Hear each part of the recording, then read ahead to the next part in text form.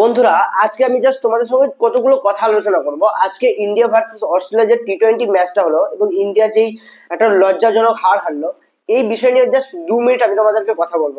আমার এই কথাগুলো যদি মনে হয় যে হ্যাঁ কিছু ইনফরমেটিভ কথা বা হ্যাঁ এগুলো বাস্তব কথা, তাহলে অবশ্যই ভিডিওটাকে লাইক করো এবং ফেসবুক থেকে দেখলে অবশ্যই ফলো করে দিও এবং ইউটিউব থেকে দেখলে অবশ্যই সাবস্ক্রাইব করে দিও। তো প্রথম কথা হচ্ছে ওপেনিং। ভাই আমাদের ওপেনিং এ আগে বেস্ট ছিল সঞ্জু স্যামসন, অভিষেক শর্মা। হ্যাঁ ভাই, দুজনের বেস্ট ছিল। সঞ্জু স্যামসনকে ভাই 4 নম্বরে খেলাচ্ছে, কখনো 3 নম্বরে, কখনো 5 নম্বরে, কখনো 6 নম্বরে। ভাই সঞ্জু স্যামসনের যেটা পারফেক্ট জায়গা তুমি সেখানে খেলাও। আমার এটা রিকোয়েস্ট, বিসিসিআই বোর্ডের কাছে আমার request, humble request, Sanju Samson যেখানে খেলতে পছন্দ করে ওপেনিং এ সেখানে খেলাও। আমরা জানি ওপেনিং এ সঞ্জু স্যামসন কতটা দুর্দান্ত পারফরমেন্স করে, আমরা সকলেই জানি। দ্বিতীয় কথা হচ্ছে শুভমান গিলকে নামিয়ে 3য় নম্বরে নিয়ে এসো, মানে 3 নম্বরে নিয়ে এসো। শুভমান গিল 3 নম্বরে ভালো খেলে, হ্যাঁ। আর সূর্যা দাদা 4 নম্বরে। হ্যাঁ ভাই, সূর্য কুমার এজ আ ক্যাপ্টেন সে 4 নম্বরে খেলে, অনেক সময় খেলে এসছে, আগে 4 নম্বরেই খেলে এসছে। তো 4 নম্বরে সূর্য কুমারকে দাও।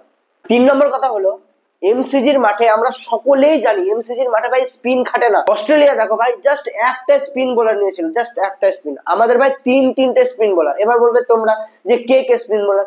ভাই দুটো spin bowler, special spin bowler, Kuldeep Yadav এবং বরুণ চক্রবর্তী এবং ভাই অক্ষর প্যাটেল, তিনটে স্পিন বোলার। দরকার ছিল না ভাই তিনটে স্পিন বোলার। ওখানে কুলদীপ যাদবের জায়গায় যদি অন্য কোনো একটা ব্যাটসম্যান খেলাতে পারতে, সেখানে ভাই হয়তো কিছু আরো আরো 20টা রান এক্সট্রা হতো।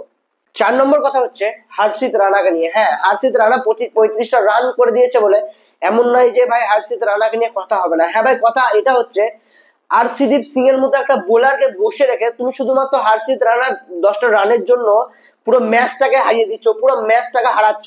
হ্যাঁ ভাই, আমি বাস্তব কথা বলছি। হর্ষিত রানার 10টা রান করার জন্য আরশিদীপ সিংকে তুমি বেঞ্চে বসিয়ে রাখছো, বেঞ্চে বসিয়ে রেখে দিচ্ছ এবং প্রত্যেকটা ম্যাচ হারছো টি-20-তে। কথা হচ্ছে হর্ষিত রানাকে আমাদের দরকার নেই, ওই 10টা রানের আমাদের প্রয়োজন নেই। আমাদের একটা ভালো special fast bowler, swing bowler আমাদের দরকার। হর্ষিত রানাকে আমাদের দরকার নেই।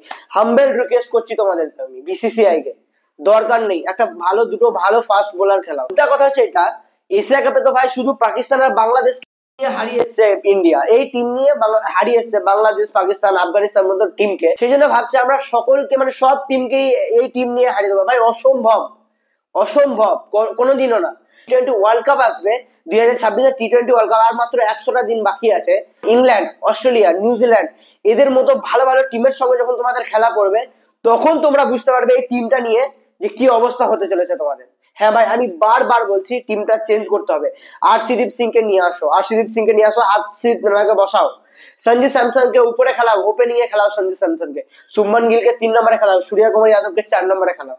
যে যেখানে খেলতে পছন্দ করে, যে যেখানে খেলতে পারফেক্ট, তাদেরকে সেখানেই খেলাও। তাদের সঙ্গে কোনো বেইমানি করো না। গৌতম গম্ভীরের কাছেও রিকোয়েস্ট, তাদের সঙ্গে বেইমানি করো না। যে যেখানে খেলতে পারফেক্ট তাদেরকে সেখানে খেলাও। আমার কথা শুনে অনেকের গায়ে লাগবে, অনেকের হয়তো মনে হবে অনেক বিকল্প হবে, অনেক সমালোচনা হবে ভাই আমার কথা শুনে, কিন্তু আমি বাস্তব কথা বললাম ভাই। 2026-এর টি-20 ওয়ার্ল্ড কাপ আসছে, এই টিম নিয়ে ইন্ডিয়া কোনোদিন জিততে পারবে না। এই টিমটা নিয়ে বিশেষ করে আমার কথাগুলো শুনে যদি ইনফরমেটিভ মনে হয় তো অবশ্যই ফেসবুক থেকে দেখলে ফলো করে দাও, ইউটিউব থেকে দেখলে সাবস্ক্রাইব করে দাও। আর কিচ্ছু বলবো না।